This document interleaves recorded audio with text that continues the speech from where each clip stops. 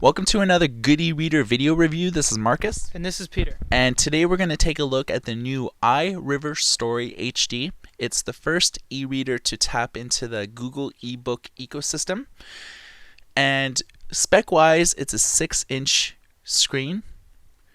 The resolution is a tremendous 1024 by 768. The standard e-reader is normally 800 by 600, so you can really tell why this is named the HD.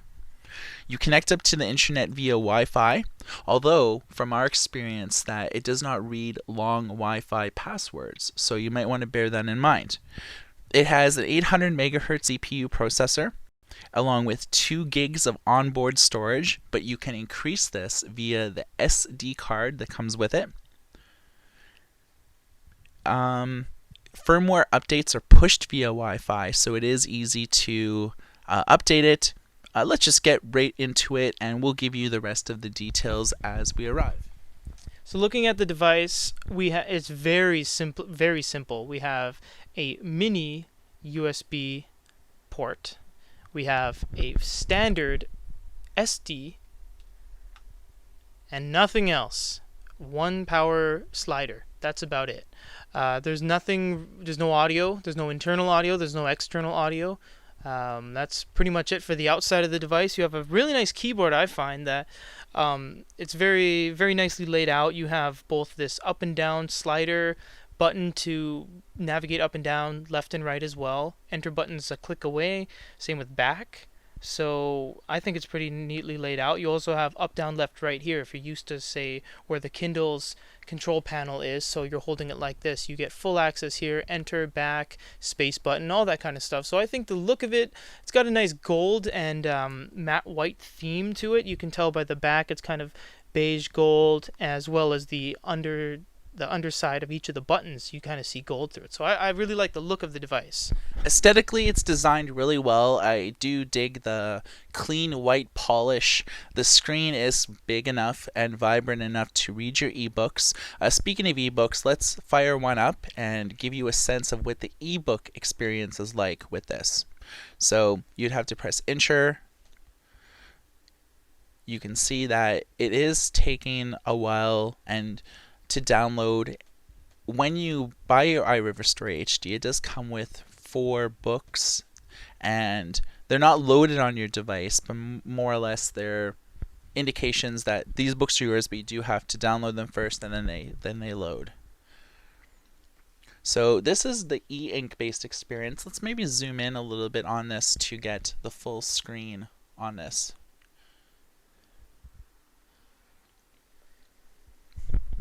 Just want to point out the pictures here really quick. We talked about that massive resolution, and you can see exactly what that resolution does.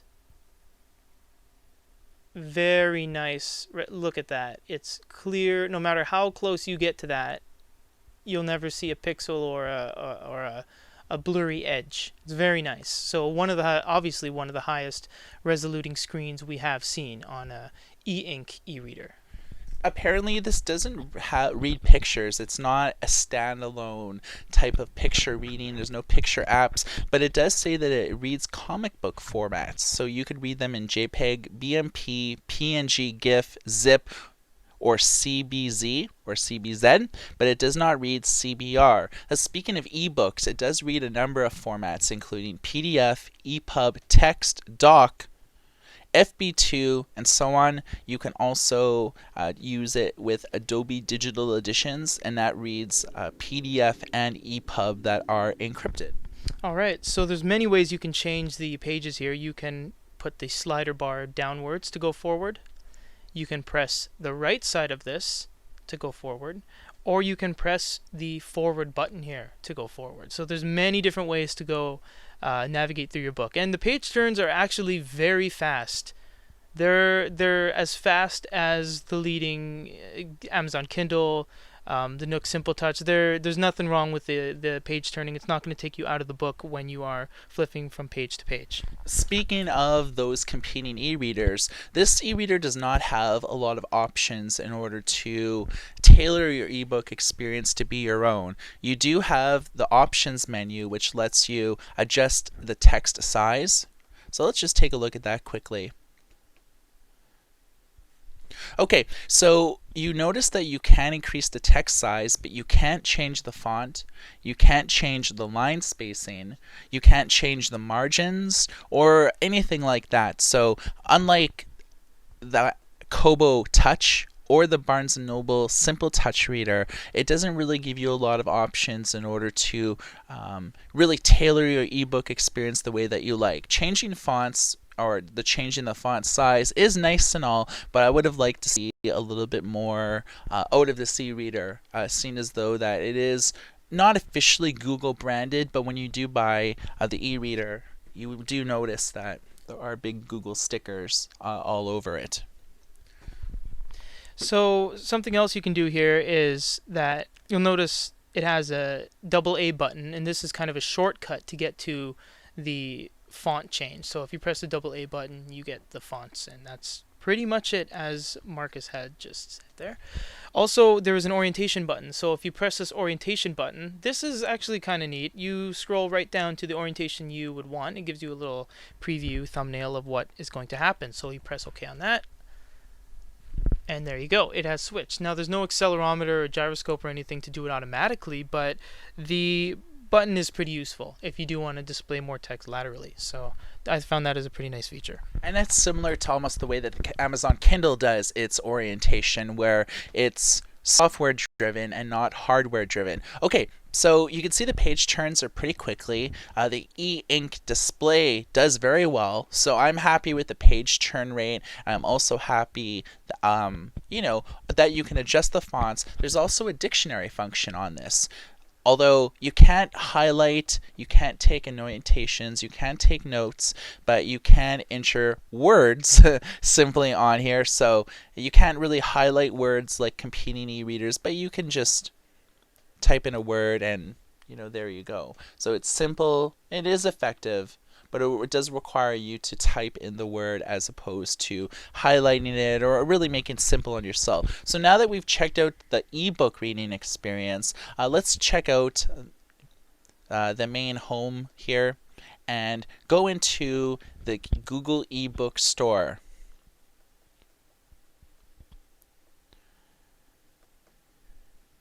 So whenever you access the ebook store, it always does a Wi-Fi connecting, even though that you are connected. So you see a little menu here saying Google eBooks is not available for sale in your location yet.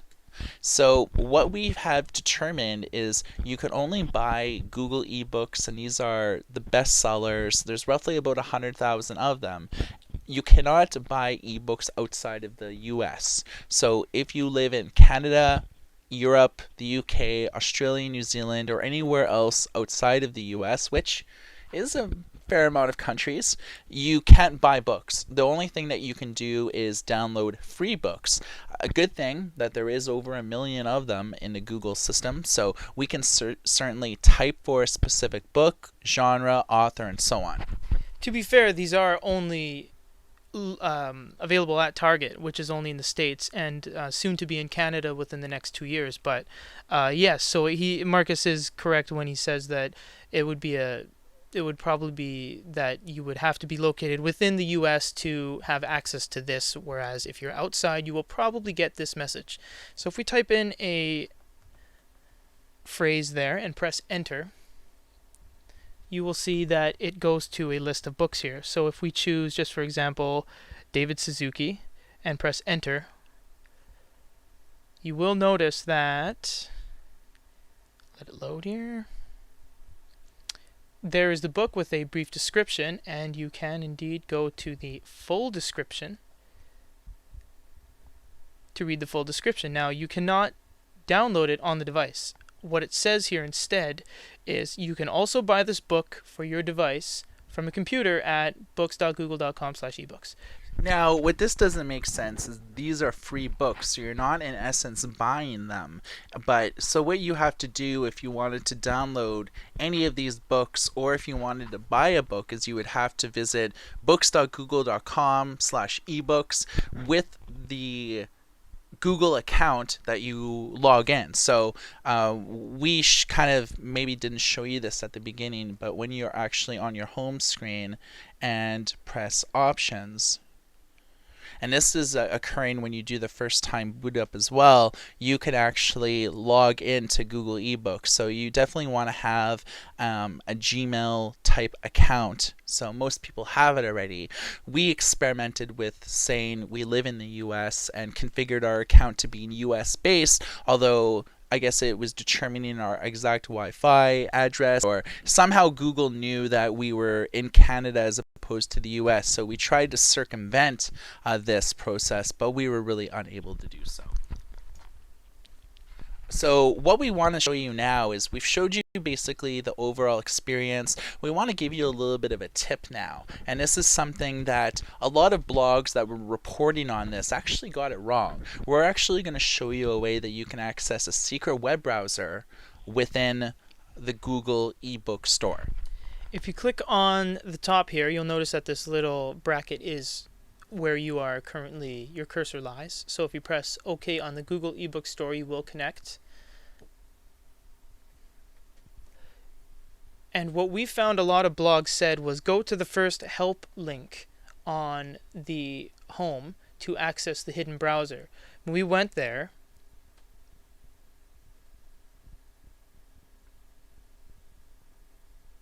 and we didn't see any sort of links of any kind or any sort of bar at the top that we could highlight. So we couldn't really figure out what was going on there with the information we were given. So what we did was just explored a little bit more and went to terms of service.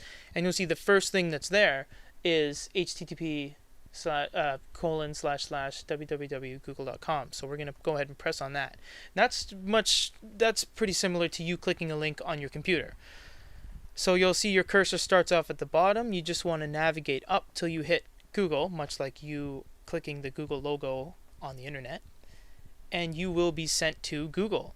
And in that sense here, you can just go to, let's highlight the search bar here. There we go. And you can go to any site and press enter. And much like you would with Google on any computer, laptop, or cell phone, slate PC, anything, you can go ahead and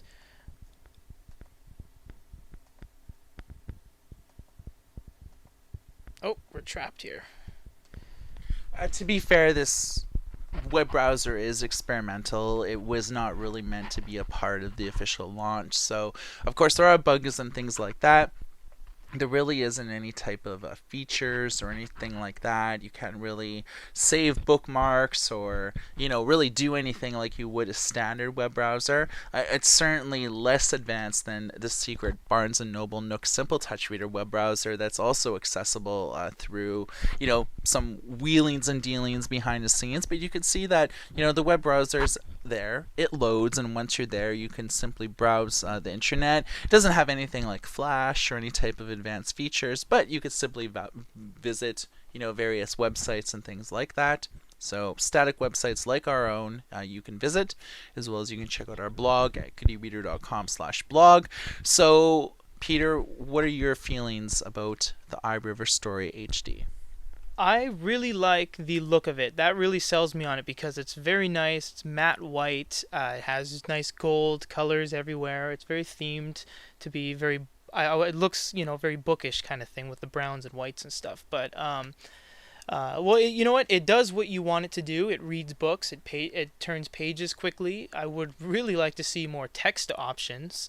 I would really like to see a working browser, as it does have Wi-Fi, and especially, very, very especially, have international access to the Google eBook store. I mean, I know it's only sold within the US, but to not have access to the store makes it really limited. You'd have to go and get books from third-party sources, drag and drop them onto here, or just download them from your computer. So it does what you need it to do. It reads books, but as we've shown you, it uses kind of old mini USBs, the fat SD cards, standards. There's no audio support. It's very simple. I think they're trying to cut costs a little too much, and Yeah, I kind of like a little bit more technology in my devices, but I'd say it's kind of, I'd give it probably a 7.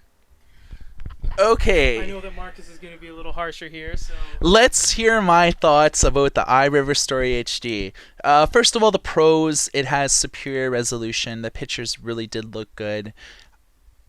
And that's about where it ends. If you saw downloading books and loading books took far too long compared to competing models, I did not like the fact that I could not even download free books from the Google Bookstore.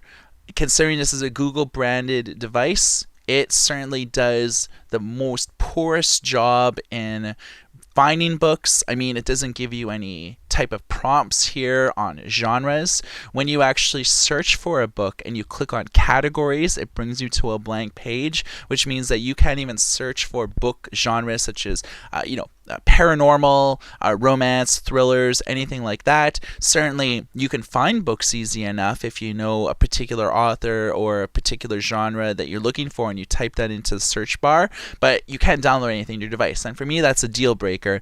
Despite the fact that this is just available in the US, it does a piss poor job at pretty well allowing anybody outside of the US, or if you're in the US and you're traveling somewhere, there's nothing that you're basically doing because it does not read the details on your Google account. It pretty well reads it on your Wi-Fi or wherever you're connecting. So you can see here, there's no Extensive list of genres and categories here. yeah, I mean, there's no excuse for this. And when we plugged it in for the first time via Wi-Fi, we had a password that was roughly about 22 characters long, and the iRiver story simply told us, no, you can't ensure passwords that long. So we had to open up our network and eliminate all passwords enabled just to connect up to the internet. I like the fact that it has a secret web browser, although it should have that displayed. There's way more cons on this than pros.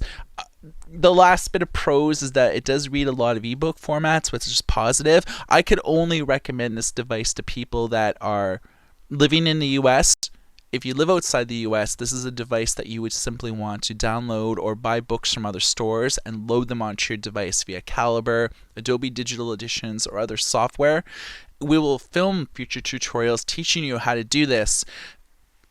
I would probably rate this about a 2 out of 10 if you lived outside the US. I'd probably recommend it about a 5 out of 10 if you looked in US. It's just simply too slow, outdated technology.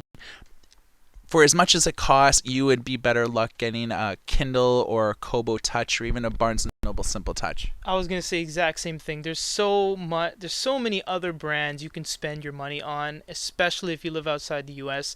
There's really no point in buying this. You can't really use it outside the US. You can't utilize its full features. Okay, so we both pass on this device for good e-reader and a video review on the iRiver Story HD. My name is Marcus, And this is Peter. and everybody take care.